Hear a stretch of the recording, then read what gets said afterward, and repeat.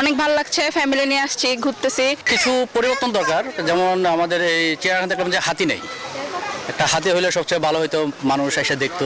আরো প্রাণী সংযোজন করা সেটা হচ্ছে না তো, আর দুর্গন্ধ একটু বেশি মনে হচ্ছে। ঈদের ছুটি শেষ হলেও কাটেনি আমেজ। দর্শনার্থীদের পদচারণায় মুখর চট্টগ্রামের চিড়িয়াখানা। হাতি ও জিরাফ না থাকলেও বাঘ, সিংহ, জলহস্তী, জেব্রা সহ ৬৫ থেকে ৭২ প্রজাতির দেশি বিদেশি পশু পাখিতে ভরপুর চট্টগ্রাম চিড়িয়াখানা। চট্টগ্রাম চিড়িয়াখানার প্রবেশমুখে বিশাল আকৃতির হাতি ও জিরাফের প্রতিচ্ছবি। তবে চিড়িয়াখানার ভেতরে গেলেই ভিন্ন চিত্র। বাঘ, সিংহ, হরিণ, জেব্রা, জলহস্তী, ময়ূর সহ ৭২ প্রজাতির পশু পাখির দেখা মিললেও হাতি ও জিরাফ নেই চট্টগ্রাম চিড়িয়াখানায়। তবে দর্শনার্থীদের সবচেয়ে বেশি আকর্ষণ সাদা বাঘ। শিশুদের পাশাপাশি বিভিন্ন বয়সের নারী পুরুষের সমাগমে মুখরিত হয়ে উঠেছে চিড়িয়াখানা। কিছু পরিবর্তন দরকার, যেমন আমাদের এই চিড়িয়াখানা দেখলাম যে হাতি নেই, একটা হাতি হলে সবচেয়ে ভালো হতো, মানুষ এসে দেখতো।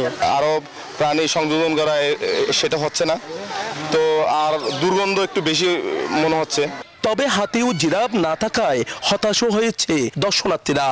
অনেক ভালো লাগছে, ফ্যামিলি নিয়ে আসছি, ঘুরতেছি। এদিকে চট্টগ্রাম চিড়িয়াখানা কর্তৃপক্ষ বলছেন, ঈদুল আজহার টানা ৫ দিনের বন্ধে ৫০,০০০-এর বেশি দর্শনার্থী প্রবেশে ৩৫ লাখ টাকা রাজস্ব আদায় হয়েছে। তবে কিছুদিনের মধ্যে হাতি ও জিরাফও আনার পরিকল্পনা রয়েছে বললেন চিড়িয়াখানার এই কর্মকর্তা। ৫০,০০০ প্রায় ৩৫ লক্ষ টাকার মতো টিকিট বিক্রি হয়েছে গত ৫ দিনে।